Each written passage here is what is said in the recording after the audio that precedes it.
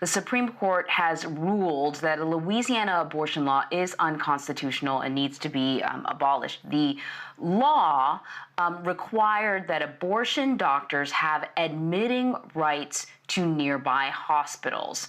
Now, those in favor of this law basically argued that this is a matter of medical safety, and those opposed to it felt that it was an unreasonable expectation and that it would limit the number of doctors who are able to provide abortions in that state. So we want to bring in Ilya Shapiro.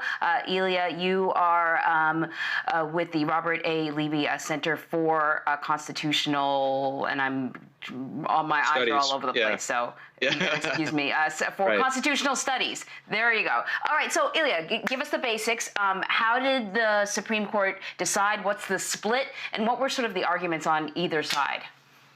Right. So this was, as you described, certain regulations in Louisiana about requiring admitting privileges and being close enough to a hospital, which essentially closed down, I think, all but one clinic in Louisiana.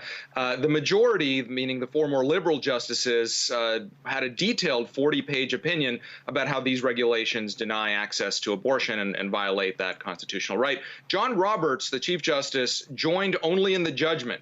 That is, he said that as 5 years ago in a similar case out of Texas, he disagrees that this violates the right to abortion. But because of the doctrine of stare decisis, that is, we don't want to overturn precedent unnecessarily, he will agree to strike down this Louisiana law. So purely on this doctrine of keeping in place 5-year-old precedent, that's all that he wrote about. And then the four other conservatives dissented for various reasons that I haven't gotten into yet, but each of them wrote separately. So it's interesting, Ilya, that the Chief Justice said respect for precedent compelled him to vote with the majority. Can you explain that to our viewers? Right. So there's this doctrine, it's Latin. Stare decisis means let the decision stand. And it's the idea, it's not something that's in the Constitution or some other, written statute. It's the idea that we want stability in the law, and people need to be able to rely on legal rules being fairly unchanged day to day so they can plan their personal or business lives. And so sometimes it's more disruptive to society to correct an erroneous decision than to let that error stay in place. And so whenever you have important decisions, Citizens United, a labor worker speech case called Janus a few years ago, property rights cases, this comes up. There's always fights about how egregious the previous decision was, how many reliance interests there were, that sort of thing. And so here, John Roberts says, again, I disagree with the liberals, with the four liberals, that Louisiana's law is somehow violates the right to abortion, even as described in Planned Parenthood versus Casey. But because of that 5-year-old precedent, I will not disturb it, given that it's essentially, he's saying, the same case. So we had been for a while now talking to Kate Smith, who's been doing, all sorts of coverage on abortion across the country. And, she has talked to us a lot about laws like this that don't out and out make abortion, don't outlaw abortion, but tighten, sort of put the screws to abortion clinics and make it a lot harder for them to do business. When you talk about the Supreme Court Justice's decision, to me it seems a little weak, like there's wiggle room here, like we could actually see this come up again. Well, that's because the standard that we're working under, Planned Parenthood versus Casey, recall Roe versus Wade is not the governing law on abortion. Roe versus Wade set out a trimester rubric, and with each trimester, there's different things that government can and cannot do, basically. Planned Parenthood versus Casey in 1992 changed that to a general undue burden standard past the point of viability. So as technology changes, restrictions can come in at different points in the pregnancy. But what is an undue burden? For a long time, while Anthony Kennedy was on the court, the joke was it's whatever gives Justice Kennedy a headache.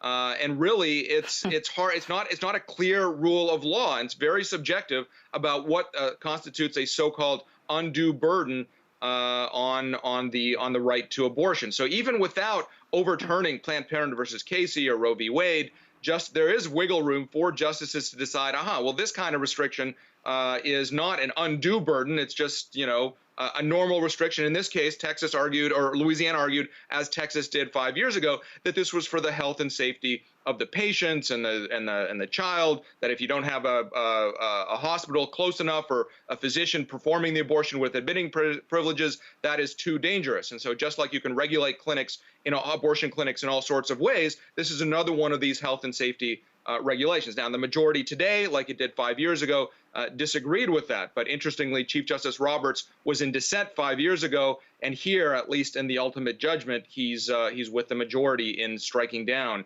the Louisiana law.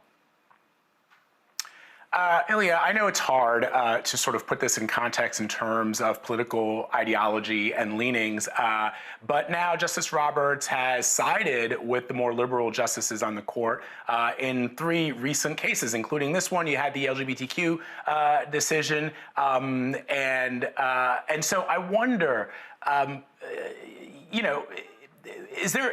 know that there's been some analysis that's been done on justices who are sometimes conservative when they are judges before they are then nominated to the court, who sort of drift to the left. We're talking about Justice Kennedy, Justice Breyer. Are we seeing that with Roberts at all, or is there something else here at foot? I don't think this is a situation like Justice Stevens or Justice Souter that were, stealth candidates or thought to be good conservatives or Republicans and moved left. I don't think this is an Anthony Kennedy situation either, where it's just a kind of a moderate or a squish, as some people might say. I think John Roberts is trying to be strategic, and he is more dedicated to judicial minimalism, restraint, much more than originalism or textualism or conservatism or what have you. I mean, I don't think that he's moved left or evolving or, all these aspersions that have been cast on past justices appointed by Republican presidents. Instead, his whole project is to have the court step with as small steps as possible. That's called minimalism or incrementalism, and also to try to remove the court from the political discussion as much as possible. I'll let you be the judge of whether he succeeded in depoliticizing the perception of the court.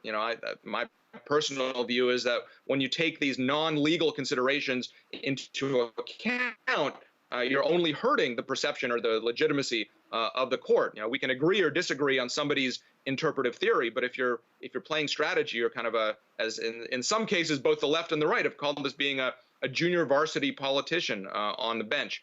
That's not as well regarded. But anyway, in all of these decisions, you mentioned the employment discrimination for sexual orientation, gender identity, the DACA case, and now this one. He is not agreeing with kind of the liberal progressive view of the Constitution or of statutory interpretation or what have you. He is making these very technical procedural arguments to try to not have bold rulings one way or another.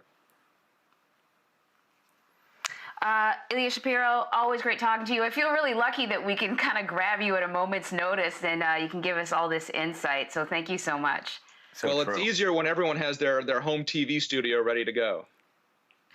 It's true. It's true. Indeed. Thanks a lot.